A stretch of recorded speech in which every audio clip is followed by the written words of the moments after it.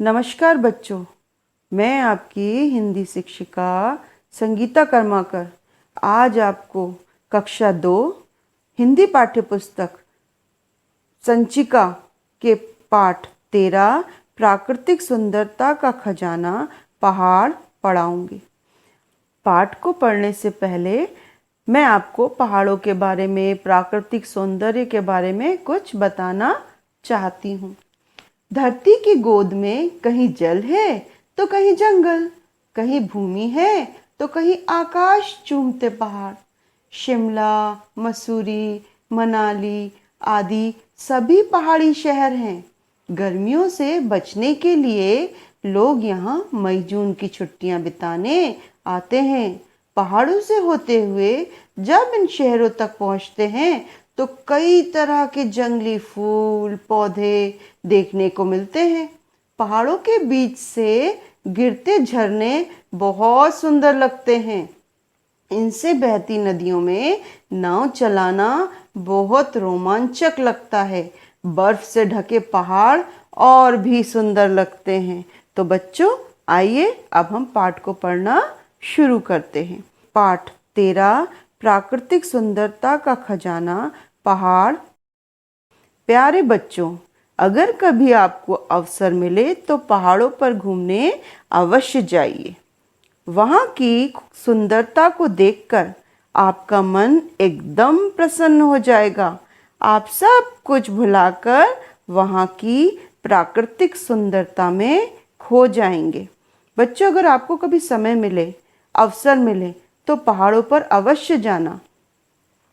हिमालय की पहाड़ियों में ऊंचे ऊंचे पहाड़ ऐसे लगते हैं जैसे कि सीना तान कर खड़े हों।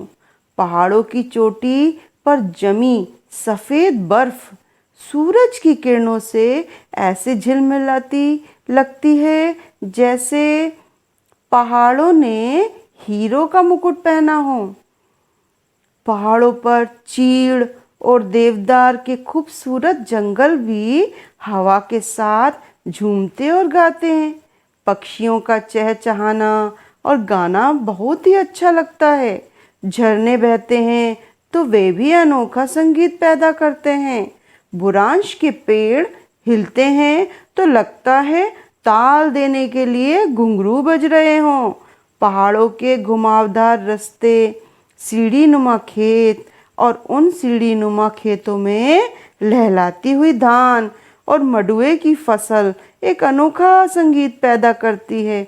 तो पहाड़ों पर चीड़ और देवदार के बहुत अच्छे जंगल हैं।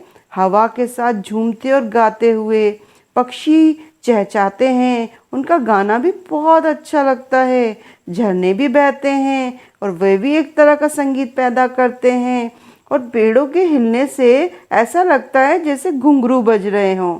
और पहाड़ों के जो घुमावदार रास्ते, सीढ़ीनुमा खेत और उन पर सीढ़ीनुमा खेती में लहलाती हुई धान और मडुए की फसल एक अनोखा सा संगीत पैदा करती है। यहाँ प्रकृति ने सुंदरता को भी खूब दिल खोल कर बांटा है। जहाँ से भागीरथी निकलती है वह स्थान गोमुख कहलाता है। यहाँ की प्रकृति बहुत सुंदर है। ये और भागीरथी जहाँ से निकली है उस स्थान का नाम गोमुख है। गंगा नदी शुरू में भगीरथी कहलाती है। कहा जाता है कि राजा भगीरथ अपनी तपस्या के बल पर गंगा नदी को इस धरती पर लाए थे। ये स्थान गंगोत्री भी कहलाता है। यहाँ से गंगा एक झरने के रूप में कलकल करती हुई निकलती है, एकदम शुद्ध, पवित्र, पारदर्शी। कहीं भी मैल का नाम निशान नहीं है। भागीरथी जब निकलती है गंगा के रूप में तो उसका जल जो है वो शुद्ध, पवित्र और पारदर्शी होता है और वो मैला नहीं होता। पर हम लोग नदियों को कितना गंदा कर देते हैं, है ना? सारा गंदा कूड़ा करकट नदियों में डाल देते हैं।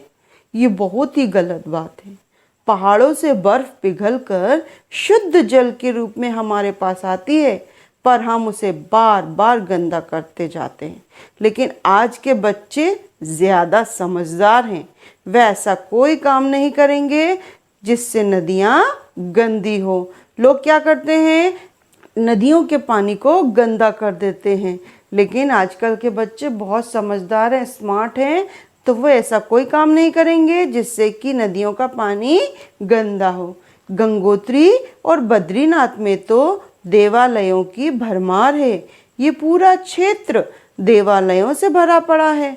देवालय यानी देवताओं के घर से। इसी तरह से इस क्षेत्र में छोटी बड़ी ना मालूम कितनी नदियों का भी संगम है। यहीं पर दुनिया में सुप्रसिद्ध फूलों की घाटी भी है, जिसे देखने के लिए लोग दूर दूर से आते हैं। तो गंगोत्री और बद्रीनाथ में बहुत सारे मंदिर हैं, इसलिए इसको देवालय कहा जाता है। देवालय यानी देवताओं का घर। छोटी बड़ी ना जाने कितनी नदियों का भी संगम होता है यहाँ पर, और इसको फूलों की घाटी भी कहा जाता है। पहाड़ों पर ही हिंदुओं के 7 पवित्र स्थलों में से एक हरिद्वार बसा हुआ है। कहते हैं कि हरिद्वार भगवान के घर का द्वार है। यहाँ गंगा के किनारे बसी हुई मंदिरों की नगरी है। यहाँ हर 12 वर्षों के बाद प्रसिद्ध कुंभ का मेला लगता है। कौन सा मेला लगता है? कुंभ का। कितने वर्षों बाद? 12 वर्षों बाद। पूरे भारत से भक्त और तीर्थयात्री पवित्र दिवसों के अवसर पर स्नान करने के लिए यहाँ आते हैं। यहाँ पर पूरे भारतवर्ष से लोग पवित्र स्नान करने के लिए आते हैं।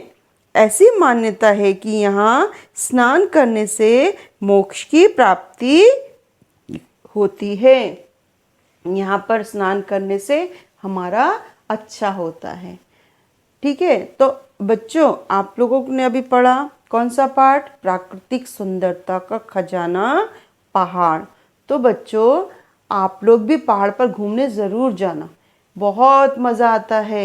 इतना सुंदर लगता है, पक्षियों का चहचहाना, हरे भरे पेड़, और सब पहाड़ की सबसे ऊंची चोटी पर चढ़कर ऊपर से देखने पर सब कुछ छोटा छोटा दिखाई देता है। तो बच्चों मुझे उम्मीद है आपको ये पाठ समझ में आया होगा। एक बार इसको और पढ़ना। God bless.